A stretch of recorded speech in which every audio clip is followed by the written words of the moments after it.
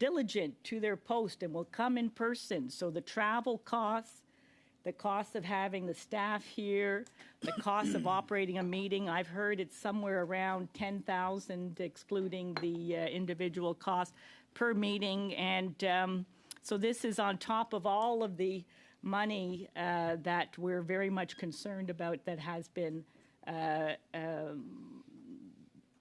wasted in the ArriveCAN.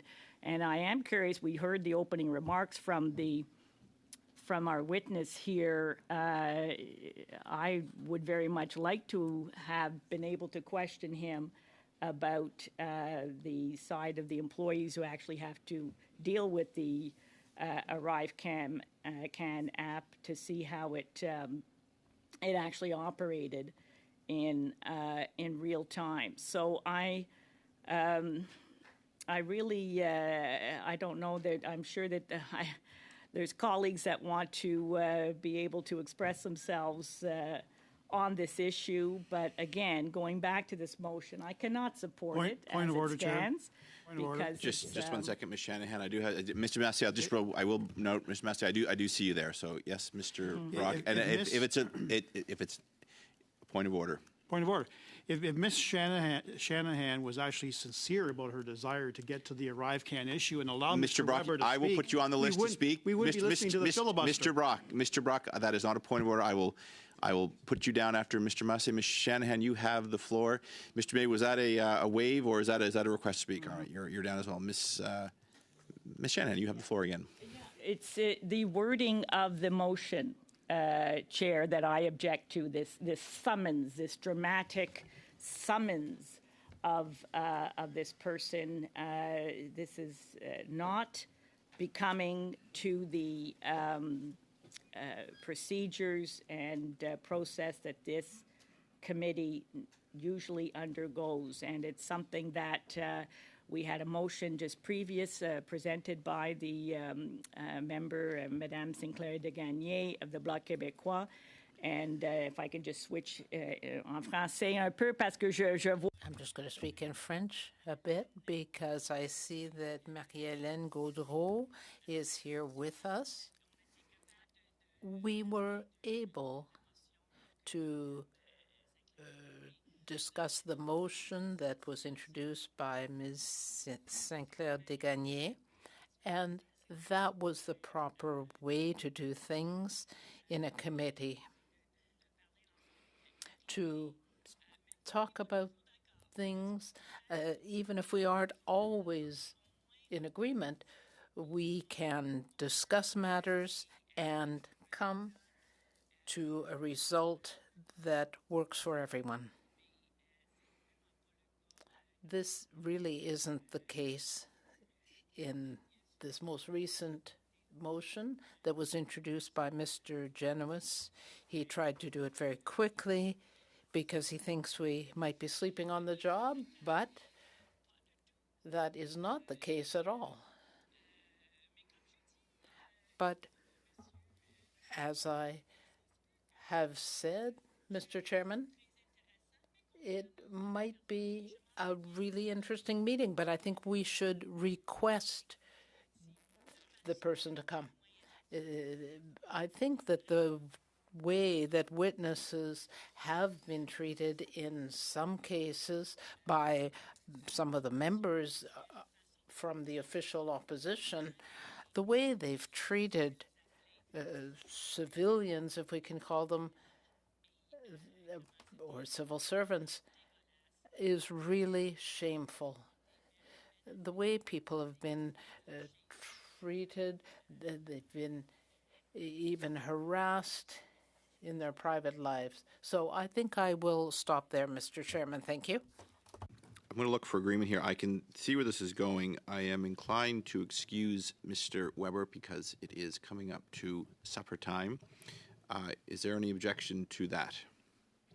Mr. Weber, I'm going to apologize. Personally, I was actually looking forward to hearing from you, and I'm going to ask the clerk to work with you to see if there's another time we could ask you to come back, not summons, ask you to come back.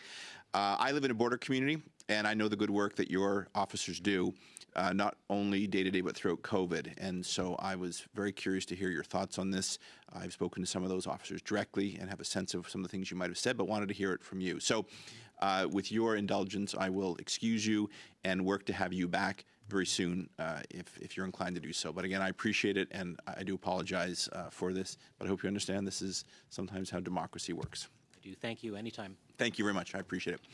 Turning now to Mr. Massa, you have the floor, please. Thank you, Mr. Chair, and I'm quite frankly disappointed that we didn't get to hear from Mr. Weber more, but he represents thousands of workers who every single day put their lives on the line, and he can't sit through this setting right here. And at the same time, we've just missed incredibly important testimony as the CBSA union right now is short 2,000 to 3,000 workers alone. And I'm really think that we've missed an important opportunity. And most recently, they were actually left out of the whole summit with regards to gun control, and auto theft on the Montreal port. They weren't even invited. And Mr. Weber also has really excellent testimony about the pattern of what's taken place. We've seen over the years, and since I've been a member of Parliament, we actually had them in the Windsor region borrowing vests, bulletproof vests. And it's gone to the point right now in Montreal where they just took equipment to scan for stolen automobiles out of Windsor because they haven't fixed the ones in Montreal that are broken. And we're not going to hear his other testimony that I'm sure Mr. Weber would have had, because he's also identified that with their ArriveCan app, they didn't actually, we could have used that money for hiring staff. So during COVID, we didn't have training that went on. So we're short 800 from just that alone, and we were already short. And there's been a habitual problem with conservative and liberal governments not even settling the negotiations and contracts with the men and women at the border. That's been something that's been ongoing for decades. They literally finish a contract and have to go back into negotiation because it takes years to get done. And unfortunately, we're not going to hear that testimony today. Perhaps there will be in the future. I remember going out, and it's so political, out to Vancouver when I was trying to protect the detector dog program. The Conservatives were cutting at that time. Yes, they cut the detector dog program. And I was supposed to tour in the Vancouver port, and all of a sudden, there was a phone call somewhere, someplace. I was not allowed to go into the Vancouver port by the Port Authority. They rescinded my invitation once it was learned that I was actually going there. So the union took me around anyways, all around the perimeter and so forth.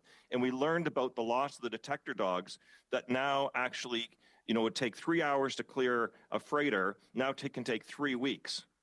And Mr. Massey, Mr. Massey, I appreciate your frustration. I'm just going to gently nudge you back to the motion at hand.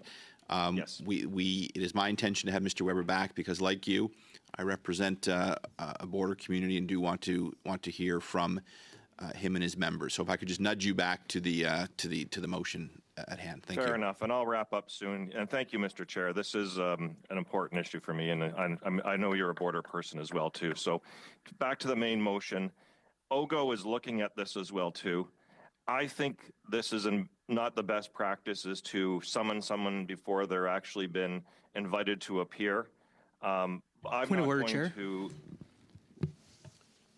I hear a point of order, Mr. Massa. Yes, Mr. Nader. And I know this isn't typically a procedural point of order, but I would note that it has been officially announced the former Prime Minister Brian Mulroney has passed away. And I think all members would offer our condolences to the Prime Minister's family. Absolutely. Yeah. So thank you, Mr. Nader, for that update. Yeah, that's Mr. Chair. At this point, also too, if that's the case, then I think that perhaps maybe we should consider adjournment out of respect to the Mulroney family. That's just my thoughts on that matter. Just one sec, please. I'll leave it out. I'll leave it out there for people to decide. And I'm done then. Fine. Thank you, Mr. Chair. All right, we're going to proceed to a vote to adjourn the meeting.